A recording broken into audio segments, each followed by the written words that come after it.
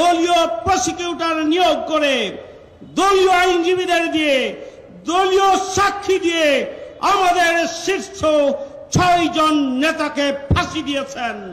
11 জন নেতাকে জেলের ভিতরে এবং বাইরে মৃত্যুর দিকে ঠেলে দিয়েছেন। আল্লামা দেলোয়ার হোসেন সাঈদীকে আপনারা মৃত্যুর দিকে ঠেলে দিয়েছেন। আপনাদেরকে জাতি ক্ষমা করবে না, ক্ষমা করতে পারে না। ওই মিথ্যা ট্রাইব্যুনাল করে জামাতের নেতৃবৃন্দকে হত্যা করার দায়ে তাদেরকেও বিচারের আওতায় আনতে হবে।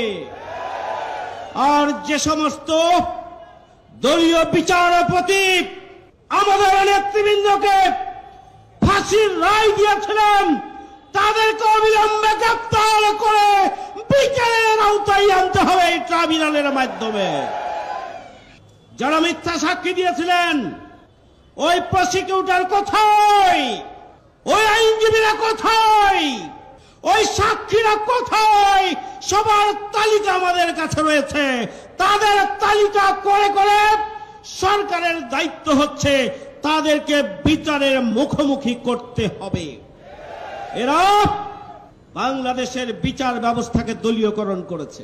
বাংলাদেশে মানবিক বিপর্যয় তৈরির জন্য তারা ভূমিকা পালন করেছে। বাংলাদেশের বিচার ব্যবস্থাকে তারা কলুষিত করেছে, ধ্বংস করে দিয়েছে। সুতরাং তাদের কোনো রক্ষা নাই।